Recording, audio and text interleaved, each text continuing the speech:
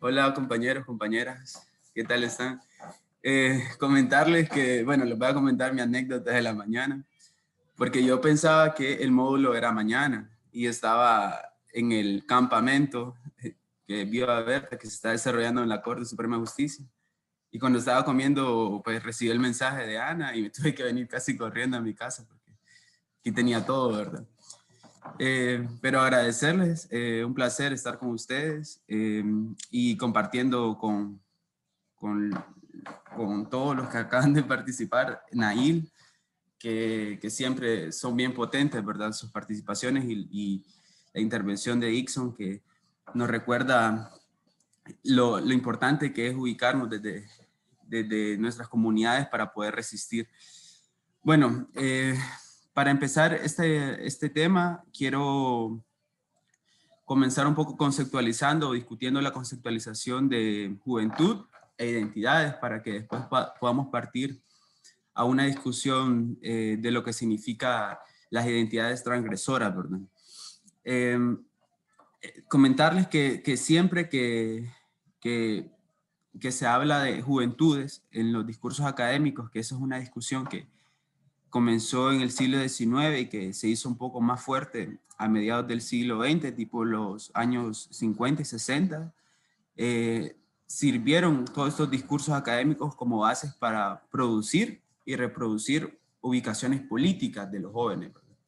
Y esas ubicaciones políticas partían de la racialización, de la sexualización y sobre todo de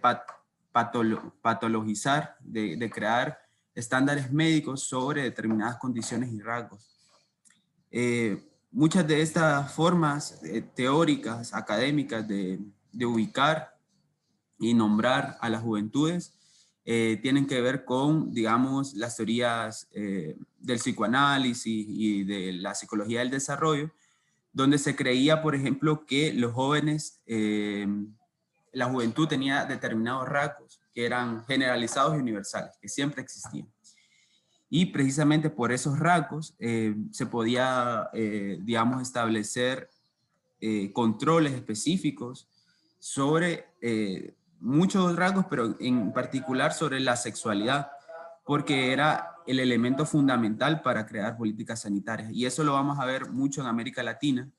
en ese periodo que mencionaban ahí, que es el periodo de creación de los Estados-Nación, porque las políticas sanitarias venían con la idea de un buen ciudadano o un ciudadano adecuado para el nuevo trabajo que representaban todas estas economías dependientes que estaban marcadas por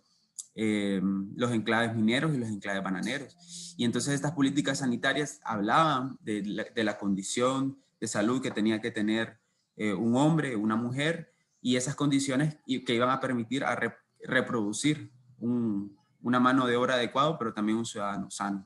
Y las sexualidades disidentes precisamente estaban catalogadas como patologías en ese marco. No solamente la sexualidad, sino las corporalidades disidentes estaban catalogadas como patologías. Y desde ahí hay mucho aporte de la psicología del desarrollo y del psicoanálisis para poder enmarcar a los jóvenes dentro de este marco. Pero también hay otras teorías que tienen que ver con estudios jurídicos, que eso ya se vienen a concretar en los años 50, con estudios sociológicos sobre las bandas juveniles y todo esto, precisamente en un contexto donde la juventud estaba reaccionando a distintas condiciones de violencia y desigualdad, y pues hubo una creciente explosión de movimientos juveniles, no solamente estudiantiles, sino dentro del marco de la diversidad sexual, de las identidades transgresoras. Hay mucha acción y producción del feminismo lésbico, del feminismo negro, y todo esto, que no solamente se dio en Estados Unidos y Europa, sino en América Latina, empieza a generar un tipo de orientación de investigaciones sociológicas donde la necesidad de estas investigaciones era plantear una visión desarrollista y de integración. Es decir, cómo los jóvenes en esta etapa de rebeldía tenían que adecuarse a determinadas políticas públicas para que su proceso de transición sirviera a futuro para poder integrarse en un proceso de producción económica. Y estos estudios sociológicos son los que van a enmarcarse en muchas de las instancias de cooperación que nosotros conocemos en América Latina, porque precisamente tenían que ver con políticas de control social y de catalogización de determinados grupos para poder enmarcarlos en programas de, digamos, educativos. Y aquí es donde surge, por ejemplo, muchos programas de educación no formal con la idea de la educación ocupacional como una estrategia para el control. Y otro tipo de enfoque de la juventud es el dato demográfico, es decir, investigar a la juventud como un dato, una mera cifra, que funciona también para establecer políticas digamos, de rangos de edad que son productivos o que pueden ubicarse dentro del sistema educativo y precisamente todo tiene que ver, y aquí es donde hay que caer con estas investigaciones, que todo tiene que ver con la concepción de la juventud como un estatus que debe ser acordado y legitimado por normas ciudadanas, y que este estatus nos va a permitir transitar de forma exitosa, o como lo podemos mencionar ya dentro de la lógica del neoliberalismo, dentro de la lógica de rendimiento a la vida adulta. Cómo se puede generar todo un marco de control sobre la juventud para que desde rendimiento nosotros a futuro podamos ser profesionales exitosos, académicos exitosos, adultos exitosos y con alto rendimiento. Aquí la discusión yo creo que es importante ubicarla dentro de esa visión de estatus. Yo personalmente sí consigo que la juventud es una transición, pero que no es un estatus que debe ser acordado, que no es un estatus al cual nosotros podemos adecuarnos, y que es precisamente el tema que se está desarrollando con esta ponencia. Es decir, la juventud ha demostrado en diferentes momentos, y particularmente en América Latina, que tiene la potencia de crear rupturas, la potencia de crear momentos fundamentales para la historia de nuestros pueblos, y que esas rupturas abren caminos para pensar de nuevas formas las comunidades, las resistencias y las visiones sobre nuestros cuerpos y sobre nuestras identidades. Y precisamente rompen con esa idea de que la identidad es un rasgo definitorio y definitivo, es decir, como algo que ya está dado por una esencia y que nosotros nacemos con eso y que simplemente con los años vamos a revelar, sino que tiene que ver con la identidad como una situación que se crea en determinado tiempo y espacio, y que ese tiempo y espacio nos permite a nosotros concebir las identidades desde muchos momentos de nombramiento y reconocimiento. Por aquí que también, y un poco retomar la idea, es que las identidades transgresoras parten precisamente de un contexto de violencia y represión, porque nosotros, muchos y muchas, tenemos, digamos, la posibilidad de expresar y representar ciertas visiones, ciertas voces, nuestros propios cuerpos como un discurso también, pero hay muchas otras existencias que no tienen esa posibilidad. Entonces, precisamente es comprender que parte de un contexto donde se van formando estas identidades, y que es necesario plantear desde dónde nos nombramos y qué reconocemos con esas identidades. Una de las cosas que es más importante de tener claro es que para caer al tema central, es que las identidades muchas veces pueden significar límites, ¿verdad? Que es como una idea bien clásica en la discusión de las identidades, pero esos límites nos pueden estar marcados, digamos, por la normalización de nuestros cuerpos, la normalización de nuestras existencias en determinadas edades, sino que más bien los límites deben ser formas de poder acercarnos a otras existencias que han sido negadas por la violencia, por la exclusión, y acercarnos desde una ubicación de respeto, de una ubicación de empatía,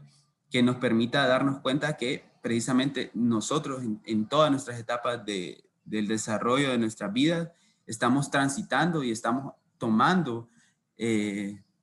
determinados elementos formas de poder ubicar, de poder expresarnos y de poder ser y pensar. Y precisamente esas formas de poder ser y pensar en las que nos abren rupturas. Y aquí, por ejemplo, yo quiero plantear una discusión un poco subjetiva, pero que también se relaciona con esta discusión y que me parece que sabe cómo enganchar muy bien la discusión de las identidades transgresoras. Por ejemplo, a mí me funciona, porque lo asumo políticamente, nombrarme, y también por una cuestión espiritual, me funciona nombrarme como un hombre gay. ¿Por qué? Porque es una forma de sanar toda una historia de violencia, de negación y de opresión que yo en muchos momentos de mi juventud no lo hice. Pero esa identidad de género como hombre a mí no me funciona políticamente porque es seguir reconociendo, digamos, toda la violencia y la carga de privilegios que se asumen desde una masculinidad hegemónica. Entonces, aquí es donde vemos que las identidades están, sí, pueden ser límites, pero están en una transición constante desde los discursos políticos. Y esos discursos políticos que nosotros asumimos, como lo mencionaban ahí, más allá de la sexualidad, cuando los asumimos políticamente, entonces nos permiten comprender que las identidades están cruzándose y están en constante movimiento y construcción y definición. Por aquí también comprender, por ejemplo, que el nombramiento de las identidades también es una forma política de establecer un espacio, de establecer el cuidado, el respeto y la reivindicación de un espacio. Por ahí de la potencia de los discursos de los pueblos originarios, donde el territorio, que va más allá de lo físico, tiene que ver con cómo se construye, es decir, cómo nuestro ser se construyó a partir de determinados elementos que pueden ser físicos, pero que también son simbólicos, y que precisamente ese territorio agrupa o integra todas esas posibilidades y todas esas experiencias que en este momento ahora nos definen como determinado pueblo, o en este caso, que nosotros también lo tenemos que ver, como en mi caso soy un joven que vive en Comayagüela, que vive en un barrio que es sumamente peligroso y que a partir de esa experiencia tiene que mostrar una determinada posición, porque precisamente esa posición que se construye por mi identidad me permite a mí poder transitar y poder representar un discurso político que tiene que servir y que tiene que construir otra forma de ser. Y yo creo que para ir concluyendo ahorita, es importante que los jóvenes empecemos a crear estos espacios reconociendo nuestra diversidad, pero en su concepción más fundamental. Es decir, nosotros somos diversos porque hay múltiples formas de pensarnos, múltiples formas de sentirnos, pero esas diferencias no pueden y no tienen por qué distanciarnos ni crear fronteras impenetrables, sino que más bien tienen que saber acercarnos desde estrategias políticas para poder crear consensos, para poder crear nuevos espacios, para poder articular nuevos procesos que son fundamentales en este momento. Yo creo que la situación que se ha creado con esta nueva etapa del neoliberalismo está poniendo en precariedad la existencia misma, ¿no? La posibilidad de la vida, y reconocer esa situación nos obliga a los jóvenes a ubicarnos en este momento, aunque pensemos obviamente en el futuro por la ansiedad que también nos genera, ¿verdad? Toda esta expectativa profesional, académica, pero es pensar este momento con todo lo que somos y con todo lo que podemos ser, cómo empezar a crear verdaderas rupturas, cómo empezar a crear nuevas formas de pensar, de concebir nuestra realidad. Creo que América Latina y en particular Honduras tiene una deuda con el reconocimiento de las fuentes, digamos, de conocimiento que pueda tener, digamos, y aquí quiero pensar un poco cómo la academia nos ha negado eh, tener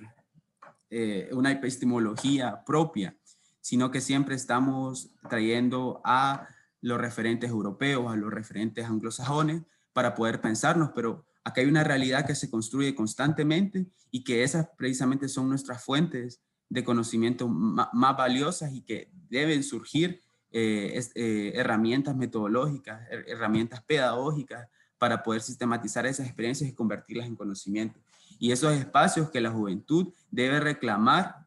por ser un actor fundamental en todos estos procesos políticos que estamos llevando a cabo y que se deben articular en toda la diversidad de grupos, espacios, experiencias que tenemos. Yo creo que me quedaría ahí. Me disculpo por la brevedad y un honor estar con ustedes, compañeros.